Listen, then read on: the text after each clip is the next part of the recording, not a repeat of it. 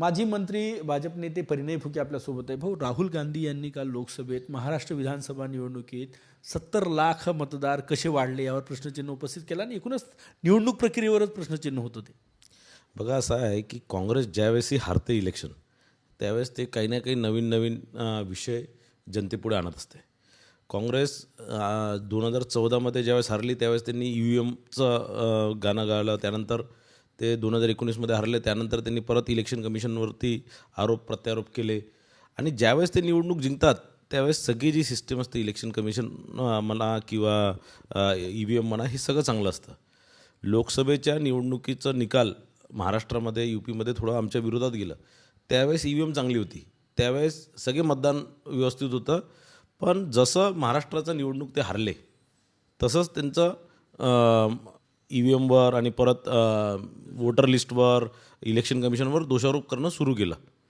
आता म्हणजे माझं त्यात म्हणे नाचना नाही अंगण तेढा. आपण हारलो तर याचं ॲनालिसिस केलं पाहिजे, याचं एक चिंतन केलं पाहिजे. मला या माध्यमातून राहुल गांधींना सांगायचं आहे की त्यांनी निश्चितच आपल्या पक्षाच्या सगळ्या नेत्यांना घेऊन कार्यकर्त्यांना घेऊन या संदर्भातली चिंतन बैठक केली पाहिजे आणि त्यांच्याकडनं समजून घेतलं पाहिजे आपलं पतन का होऊन राहिलं. राहुल गांधी प्रत्येक निवडणुकीनंतर आपलं काय त्यात चुकलं आणि आपलं चूक कशी सुधारता येणार हे सोडून दुसऱ्यांवर आरोप करतात आणि रोज त्यांचं पक्ष खच्चीकरण होत आहे. आणि मला असं वाटतं की राहुल गांधी ज्या प्रकारे आता मोठा बदल महाराष्ट्र काँग्रेसमध्ये किंवा इतर राज्यांच्या काँग्रेसमध्ये पक्षामध्ये करणार आहे, मला असं वाटतं की त्यांना जर वाटत असणार की खरंच घोळ झालेला आहे EVMमध्ये काही आहे तर त्यांनी जी संघटना जुनी संघटना आहे तीच त्यांनी पुढेही राहू दिली पाहिजे आणि पुढच्या 5 वर्ष आणखीन किती पतन होतं हे बघितलं पाहिजे. 70 त्यांनी प्रश्न उपस्थित केला की 5 वर्षात जेवढे मतदार वाढले नाहीत तेवढे लोकसभा निवडणुकीनंतर 6 महिन्यात विधानसभा निवडणुकीपर्यंत वाढले 70 लाख. मतदार नोंदणीवरच प्रश्नचिन्ह उपस्थित केलं त्यांनी. बघा आपण लोकसभा निवडणुकीदरम्यान जर बघितलं तर सगळीकडेच जर ज्या दिवशी मतदान होतं त्या दिवशी सगळीकडेच मॅक्झिमम तुम्ही चॅनलवर जर बघितलं तर टक्केवारी कमी झाली किंवा मतदान कमी झालं किंवा अनेक घोळ त्यावेळेस होते. त्यानंतर प्रशासनाने शासनाने याच्यात जोर देऊन सगळ्या त्या करेक्टेड याद्या केल्या. अनेक लोकांच्या मतदान यादीमध्ये नाव नव्हते, डिलीट झालेले होते. आपण लोकसभेच्या निवडणुकीच्या दिवशीच बघितलं की मतदानाच्या दिवशीच बघितलं की कसं त्यावेळेस घोळ तक्रारी केल्या होत्या. आमच्या नेत्यांनी तक्रार केली, सगळ्याच पक्षाच्या नेत्यांनी तक्रार केल्या होत्या आणि मोठ्या प्रमाणात तो घोळ झालेला होता. आता मला असं वाटतं की त्या 6 महिन्यात हे सगळे घोळ सुधारण्यात आले. लोकही सतर्क झाले की ज्या लोकांचे नाव नाही आले होते मतदान यादीत त्या लोकांनी सगळ्यांनी आपली नोंद करून घेतली. प्रशासनाच्या माध्यमातूनही ते सगळे जास्तीत जास्त लोकांची नोंद करून घेतली मतदान यादीमध्ये.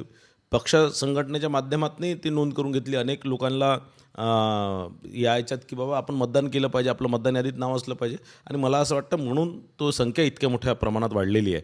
आणि मागच्या 5 वर्षात नाही वाढले तर ही चूक प्रशासनाची आहे, निवडणूक आयोगाची की का नाही वाढले. तर वाढले निश्चितच, पण ही तर चांगली गोष्ट आहे ना की सगळ्यांचे नावं जर मतदार यादीत आले, जितके जास्त लोकांचे 70 लाख काय 1,40,00,000 लोकांचे नाव आले पाहिजे होते. अनेक लोकांचे आताही नाव आलेलं नाही आहे, त्याही लोकांचे आले पाहिजे. शेवटचा प्रश्न माझा, काँग्रेसनं ईगल नावाची एक समिती नेमली, 8 जणांची समिती आहे, महाराष्ट्रातील विधानसभा निवडणुकीत मतदार याद्यांमधल्या घोळ तपासणार आहे, तो अहवाल देणार आहे, याच्याबद्दल काय? नाही, ते काँग्रेसनी कोणती समिती नेमली असणार किंवा काही तर याला काही म्हणजे प्रशासकीयदृष्ट्या काही याला अर्थ नाही आहे. आणि काँग्रेसला काहीतरी सोंग करायचं आहे. काँग्रेसला लोकांना हे दाखवायचं आहे की आम्ही नालायक नाही, आम्ही नाकारते नाही आहे. हे काहीतरी EVMवर आणि नेहमीच म्हणजे तुम्ही काँग्रेस पक्ष कोणता राज्यातलं निवडणूक जिंकली, समजा त्यांनी तेलंगणा निवडणूक जिंकली किंवा त्यांनी कर्नाटकाची निवडणूक जिंकली तर ते सांगतात की काँग्रेस पक्षाचा काय इतिहास आहे आणि काँग्रेस पक्ष कसा संघटन काँग्रेस पक्षाचं मजबूत आहे, लोक कसे काँग्रेससोबत आहे. आणि जसं निवडणूक हारली तसं ते EVM आणि या सगळ्यांच्यावर दोष देतात. मला असं वाटतं हा कुठेतरी रडीचा डाव राहुल गांधी खेळतात आहे आणि म्हणून मला असं वाटतं की याच्यावर जास्त खूप काही लक्ष नाही दिलं पाहिजे. धन्यवाद. काँग्रेस रडीचा डाव खेळत आहे, नाचता येत नाही आणि अंगण वाकडं आहे असं म्हणतायत, असा आरोप केलेला आहे भाजपचे नेते डॉक्टर परिणय फुके यांनी. कॅमेरामॅन सचिन सयामसह गजानन माटे, TV9 मराठी, नागपूर.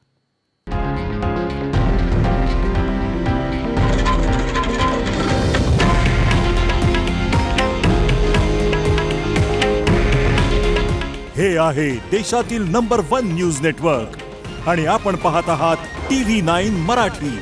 काळजी तुमची, हित महाराष्ट्राचं.